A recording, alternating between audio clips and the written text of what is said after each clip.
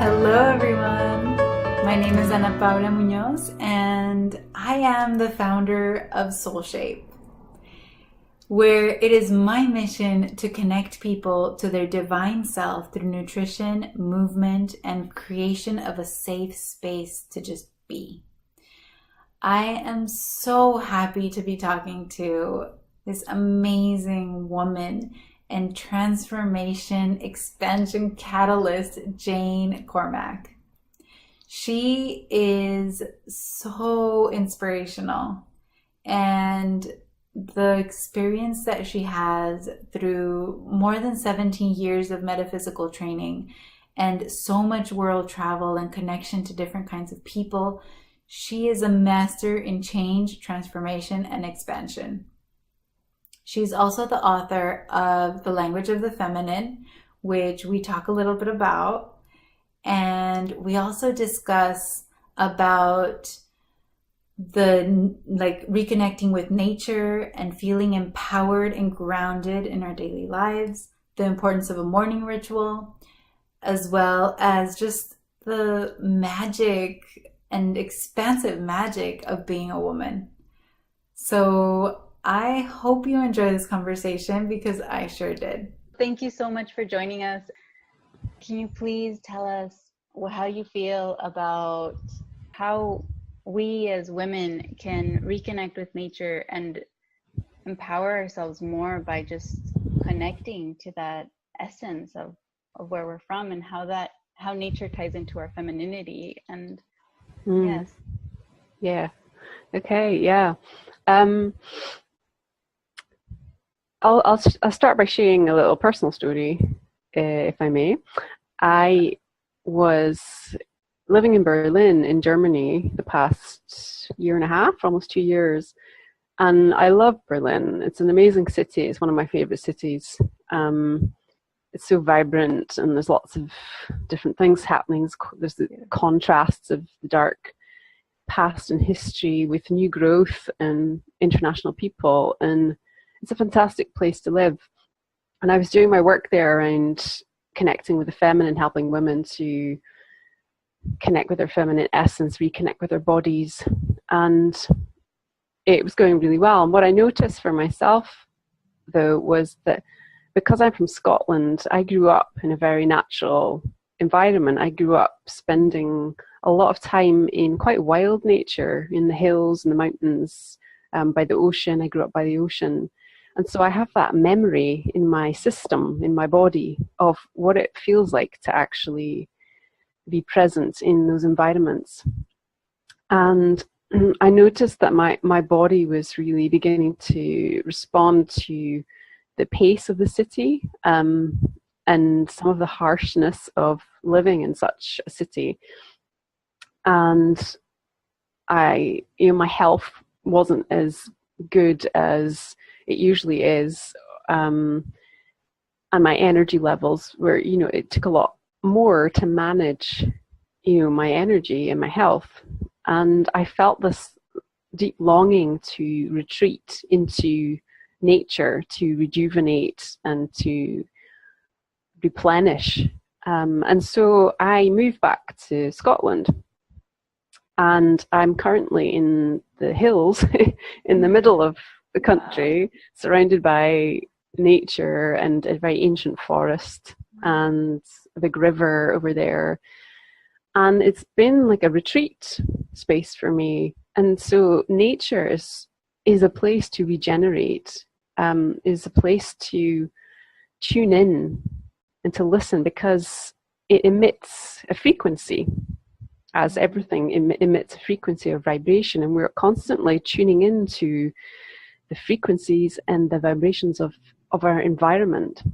And so one of the reasons that most people feel well in nature, and feel their sense of clarity returning, their sense of self, their sense of health and wholeness and rootedness and groundedness, is because of the frequency that we're tuning into. It's a more kind of purer, sacred frequency. And so just tuning into that and being surrounded by this environment helps us and supports us to return to center. So part of my own personal experience of being in Berlin, in the city, was, can I be in that environment and stay in my center, return to center? And the practices I was teaching very much did help me to do that, and I share that with other women. But at the same time, we're kind of, I'm going to say, meant to live on this natural planet and spend time in these natural environments so that we can regenerate. So the connection between, there's a lot of connections between our femininity and our feminine essence and nature. And another thought that pops up is that I actually interviewed a professor of climate change in Berlin, and our interview was about the connection between the feminine and the environment and nature, and how when we drop into this feminine part of us, this feminine energy and essence, we're nurturing this sense of care for and relationship to not only other people but our environment and the planet we live on, and that is so very much needed to help us save the environment, so to speak. So there are lots of different pieces to that, but maybe there's something you want to say around that as well. I mean, about reconnecting to our environment, absolutely. It's kind of a reminder that we're part of this nature, like we're part of this magic, and sometimes we forget how magical we are as humans, and everything that it takes to be alive, like what our bodies are doing, and just being alive.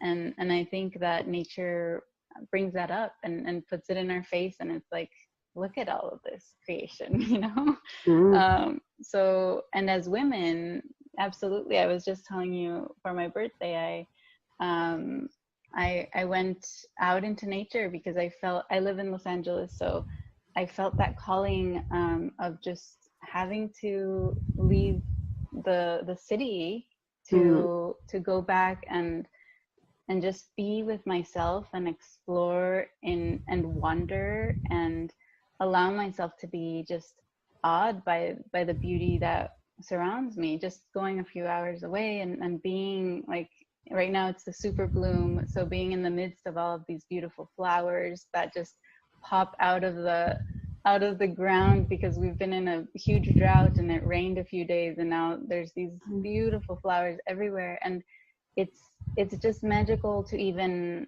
look at it and just sit with it and actually listen to all the sounds and tune into this space, and it makes you feel so grounded and part of it. Like, I think being part of it is really important.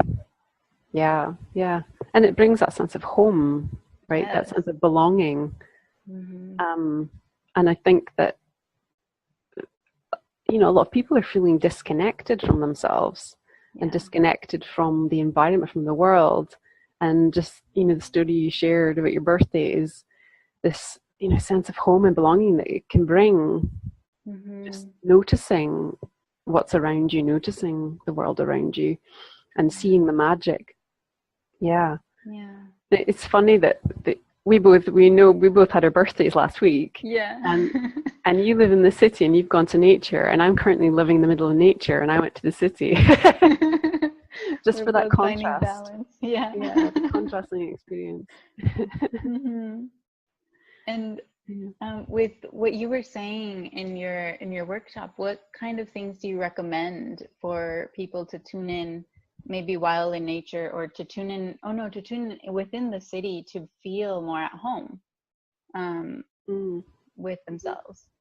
I think one of the main practices is coming inside, bringing your awareness inside your own body. and getting out of the headspace. It's very simple, and there's different ways to do it, but the meditation that I teach is bringing your awareness into your womb space. Because this is, one of the power center, the center point in our women's bodies, and we hold so much emotion there. We hold so much power and energy and creativity and pain and just a lot.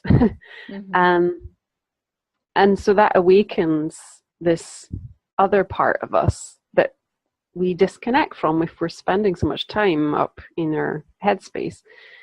And it's something that everybody can do, because it's simple and it doesn't take lots of time, and yet starting the day that way brings you into a different space. It's like you have to check in with yourself first. Where am I at internally? How am I feeling this morning? Maybe you had a crazy dream, or you need time to sort of integrate that dream, but it's important to take that time in the morning for yourself. And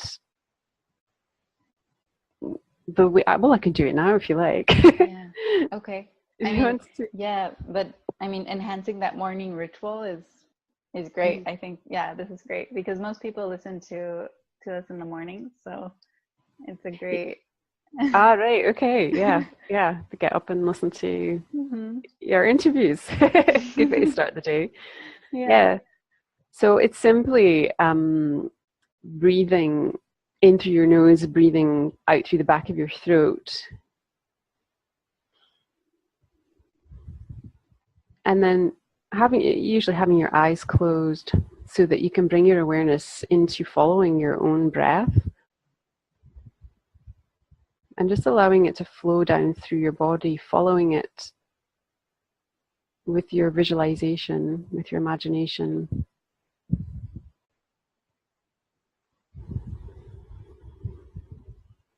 And feeling that breath and that energy flow through your legs, and emerge like roots from the soles of your feet. Those roots are moving into the earth, the soil, and the sand, rooting and grounding you on the earth.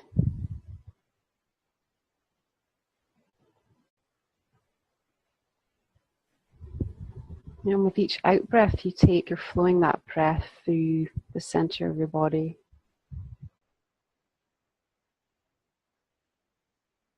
Through your legs, rooting you to the earth.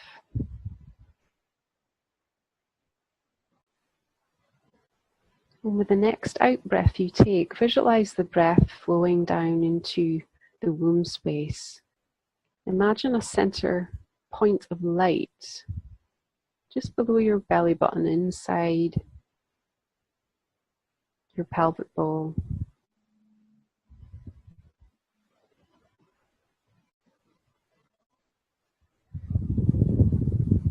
And with each out breath, visualize that breath flowing to the center point of light, and that light growing brighter, expanding.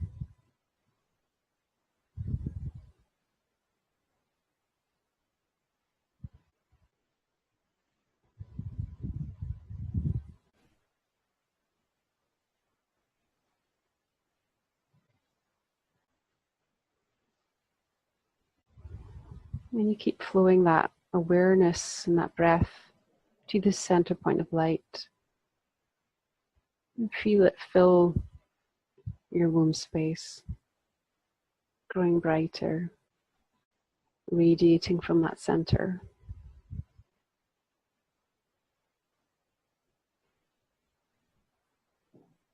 And stay connected to that point of light as you bring your awareness back to where you're sitting. And when you're ready, you can open your eyes.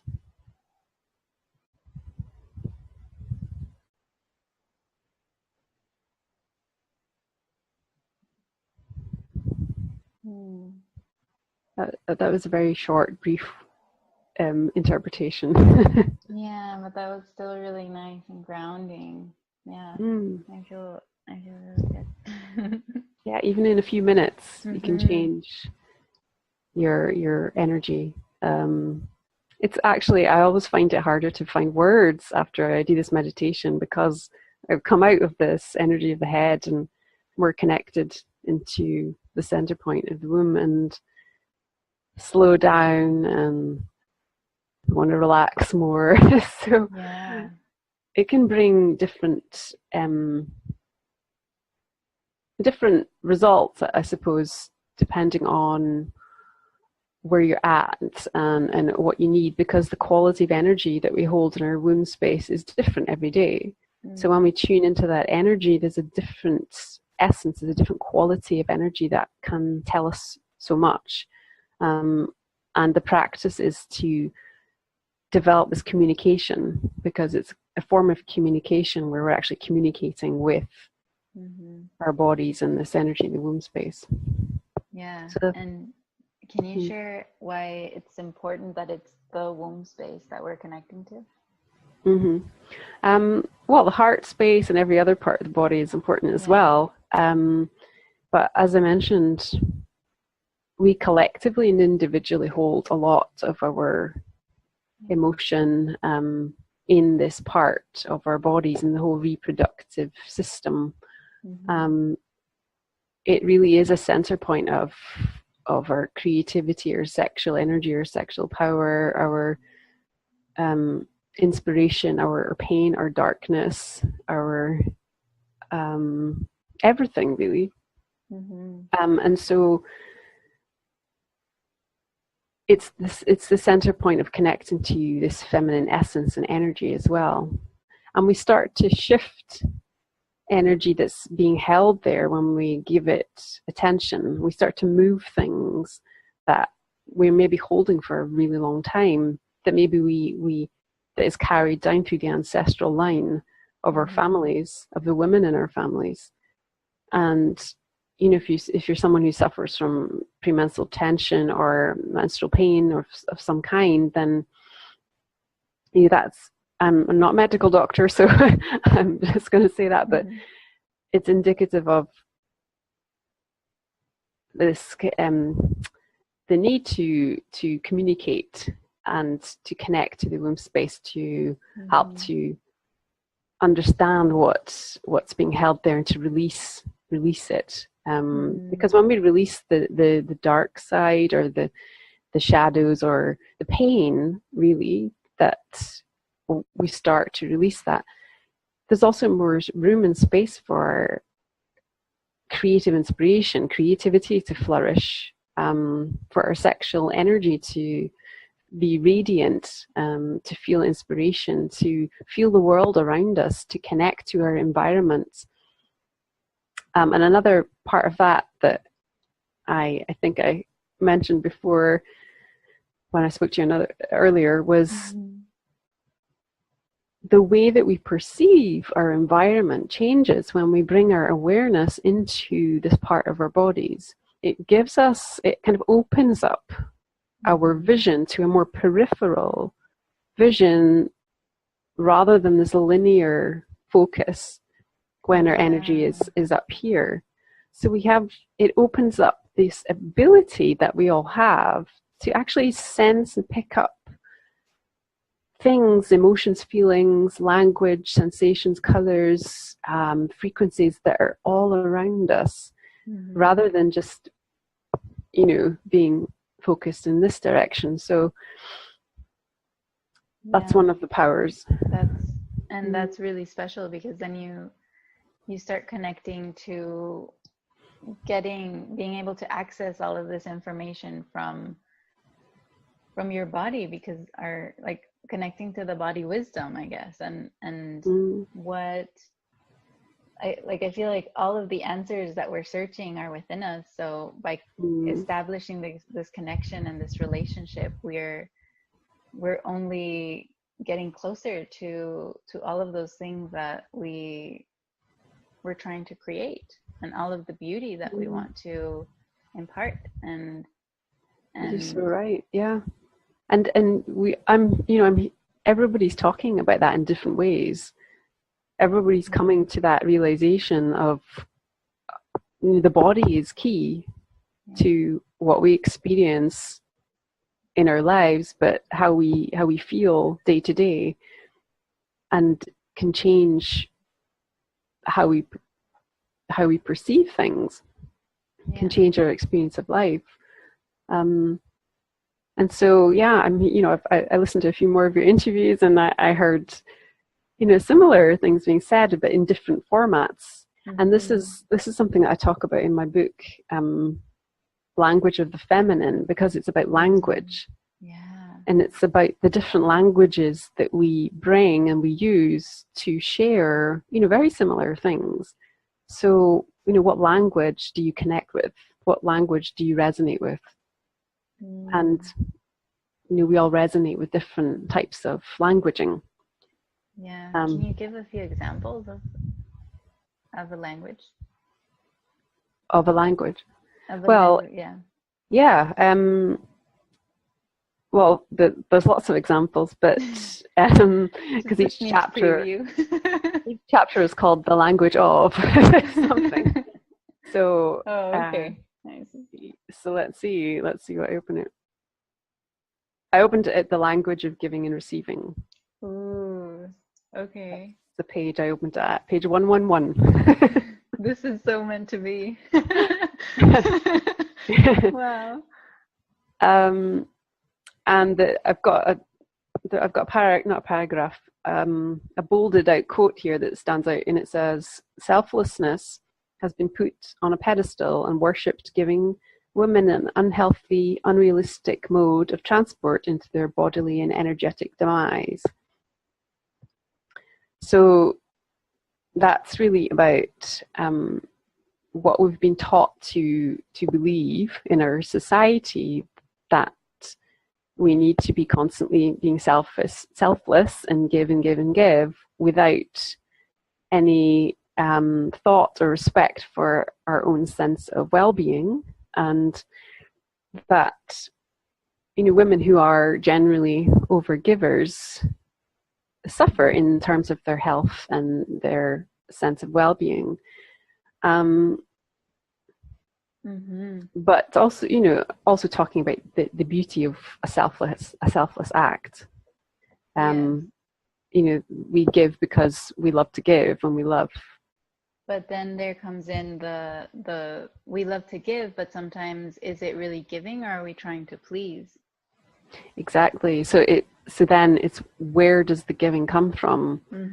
Does it come from a need to give, or an obligation to give, in which case there's lack in the giving? Or does it come from a place of fullness and abundance and the joy of giving?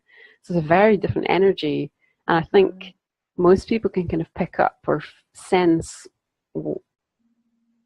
where, if they're given something, which energy it's coming from. And so that's something for us all to think about. Am I giving because I want to give? In our workplaces, in the jobs that we do, everywhere in our relationships, or is this coming from sense of obligation, or have to, should do? Because if it comes from that sense of obligation, then and that sense of lack, so we're giving to please, then we're left eventually with resentment towards like the other person and ourselves, because then we're not listening to what we truly want, and it builds up. Yeah, absolutely. So noticing and just connecting and saying, okay, what do I really want in this moment or with this decision? That's so important. Yeah, it's a great reminder. Yeah, and I find that when we're honest with ourselves, that life unfolds in a way that's much more in alignment with what's good for everybody. Really. So it really is very much worth honoring yourself, because it affects everyone, and especially ourselves. Mm-hmm. Yes, Yeah. absolutely. I'm excited for your book to come out. When does it come out? Or Oh, it's out. It came it's out. out, it's ready? Yeah, it Okay. came out last year. I want This to is read it. That's what it looks like. Oh, it's beautiful. And yeah, a Yeah. lot of it's to do with the color and the beauty as well, because there's a Yeah. chapter on color and creating yourself and bringing that joy back into that sense of creating yourself as art, and enjoying these sort of feminine elements in Hmm. our lives. Yeah. Yeah. Celebrating like this. I don't know. I feel like femininity is just, it's, I, I know I've said this word a lot in this interview for some reason, but I feel like femininity is magic. We have the ability to Mm. create life, and um, there's and then a different type of sensitivity towards nature, towards, Mm-hmm. I don't know, so many other things, and it's beautiful. So I'm excited. I'm excited to read it. Mm. Thank you. Yeah. And that's that piece that needs to be taken into a lot of different environments, that sensitivity into Mm-hmm. schools, into businesses, organizations. That's Yes. the element that It's needs really to be, missing. has been missing, yeah, and that is very, very slowly being sort of brought back in. But it's, it takes many of us to Mm-hmm. do the work. Yes, Yeah. absolutely. And maybe can you talk a little bit about that, of how we live in a very masculine environment, and how it's, I mean, in some ways it is good to, like, we both have our masculine and our feminine within ourselves. So Yeah. there is a positive part of acting on our masculine element, but then also Mm-hmm. the importance of bringing in the feminine in those environments that are typically masculine, like in our business or in Yeah. our work. Yeah. Mm-hmm. Well, the model of masculinity that we see in the world in terms of businesses, organizations, etc., is Mm-hmm. often an unhealthy masculine. So it's not that it's not feminine is better than masculine or masculine is better than feminine. Right. We need both. Right. But of course, what's happened is that we're being led by an unhealthy version of masculinity.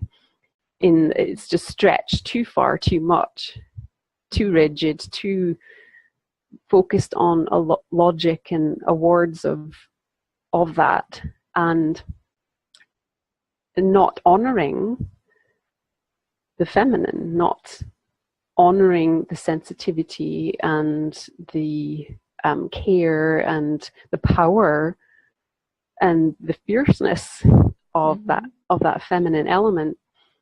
And so, like, for example, in schools or normal mainstream schools, I'm talking about, you don't get taught about emotional intelligence, and to learn about your own emotional being. Mm-hmm. And the similar, with universities and systems like that, because those are businesses as well. And so a lot of children and young people are really, suffering or looking elsewhere or struggling because they're not having a model to be able to learn about how to connect with themselves. And so this is where the disconnect happens. So it's bringing that, first of all, individually, learning to know yourself and reconnect with yourself, finding groups, finding people, finding places where you feel safe, that you can explore these elements within yourself. But then those need to be brought into all of these systems as well. And it's because they're businesses and they run in a certain way, they're not, it's like the space needs to be created, and time needs to be slowed down for a lot of these elements to actually be experienced. And because we live in a very fast-paced world, there's that kind of, what's the word? Is it dichotomy? I'm not sure. Yeah.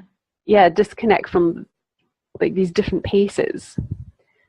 And so we need to find a way of bringing these elements together where we can slow down enough to listen to intuitive parts and be heard and connect emotionally with other people, but know when to go into action, go into inspired action, and go out there and do things and connect with people and, you know, get things done. So it's really a dance. It's a dance between these two elements. And we do that within ourselves internally, and how we live our own lives. But, you know, when we bring that into collective environment, then, you know, it takes a bit more to kind of manage that, I guess. but yeah, you're right. With schools, it's that would be incredible. I know I've had the conversation with my mom. She has a school, and just trying to figure out how to implement this emotional, like how to help kids develop their emotional intelligence as well, because it's just so important for life and for just being able to express their feelings even as young kids, and then start to connect to their intuition, like what do you really feel, and then for them to be able to communicate it and tune in, that's and be mindful of their present being. It's so important. So for schools to implement that, I feel like it's a big win, because we're starting to create a society that is able to do this just as second nature. Yeah, and that it makes it okay, because you know, connecting to your intuition or talking about, you know, energies. I mean, it's much more sort of common now, but it was something that, you know, a lot of us were laughed at for doing or being, and so we learned to hide that, because in our schools and systems, you know, you don't talk about things like that because it's a woo-woo, or it's not real, or it's not tangibly based on anything concrete. And yet that's one of our superpowers. So all of, you know, the interviews you're doing, the people you're speaking to, the awakenings that are happening individually and collectively is a reclaiming of that yes, we are intuitive beings. Yes, we are energy. We do sense energy. We do feel energy. We have these abilities to communicate that are not verbal. You know, we can communicate with animals, and plants are alive, and this is real. We have this. And to make it okay for younger people to speak up and say, yes, that's the way it is as well.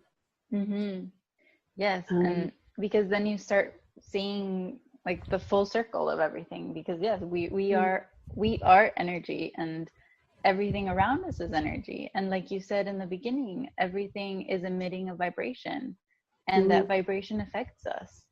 And what do we do about it? You know, do we decide, like, how do we balance that and start projecting the vibration that we actually want, so that we can create the world around us that is in alignment with us? So it all comes full circle. It does. Yeah. Oh, it's really magical. And yeah, so hopefully by spreading this message and by